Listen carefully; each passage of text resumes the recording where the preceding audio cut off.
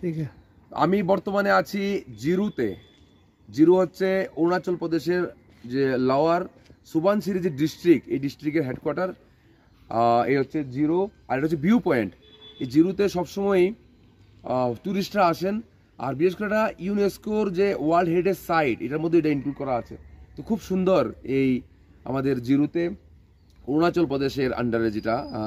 আর ইটানগর থেকে এখানে দূরত্ব প্রায় 115 কিলোমিটার। সিভিল যে গাড়ি, যে ট্রান্সপোর্ট যে গাড়ি রয়েছে অরুণাচল প্রদেশের, সেখান থেকে গাড়ি আসে, বা টাটা সুমো বা ছোটো গাড়িও আসে। আপনারা ইচ্ছা করলে হায়ার করে আসতে পারেন বা ওই গাড়িতে আসতে পারেন। ওই গাড়িতে ভাড়া জন প্রতি প্রায় 1100 টাকা করে নেয়, কিন্তু আপনি এখানে আসতে গেলে আবার এক্সট্রা চার্জ দিতে হবে। আর যদি হায়ার করে নিয়ে আসেন গাড়ি, তাহলে মোটামুটি 9000 থেকে 10,000-এর মধ্যে আপনি গাড়ি পেয়ে যাবেন, ছোট গাড়ি।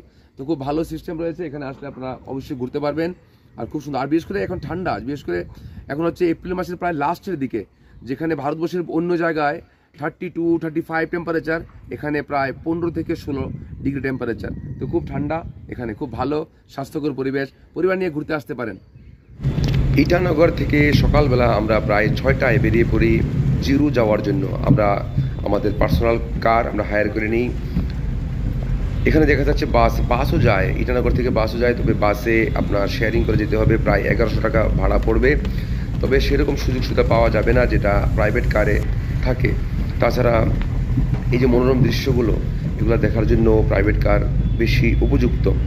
বিশেষ করে কখন বৃষ্টি চলে আসে আবার কখন রোদ চলে আসে সেটা বলা বড়ই মুশকিল এই সুন্দর পরিবেশে। আমরা দেখতে দেখতে পৌঁছে গেছি পুতিন। এটা হচ্ছে পুতিন, ছোট্ট একটা শহর। আর এখানে একটা ভিউ পয়েন্ট রয়েছে, সেখানে আমরা ন্যাচারাল যে ভিউ সেটা আমরা দেখব।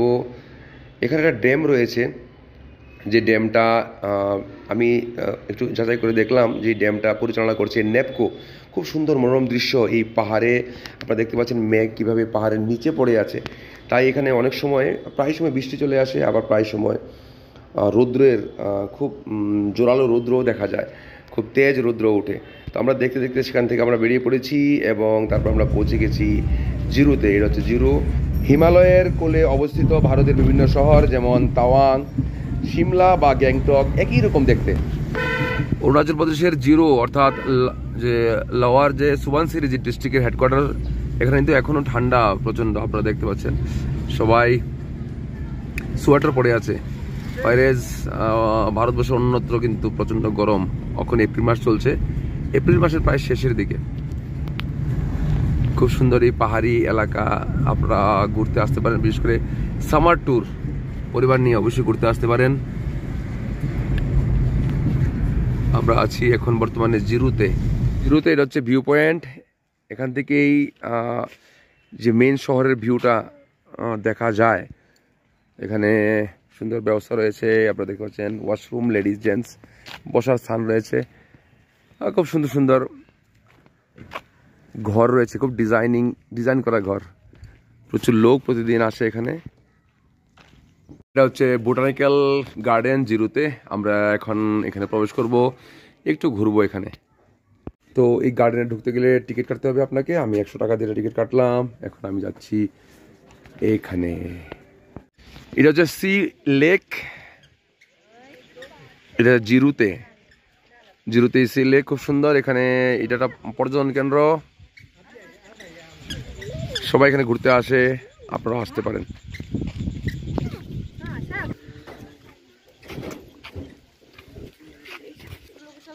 সি লেক খুব সুন্দর স্পট। এটা হচ্ছে হং ভিলেজ। এটা হচ্ছে এশিয়ার সবচেয়ে বড় গ্রাম, হং ভিলেজ।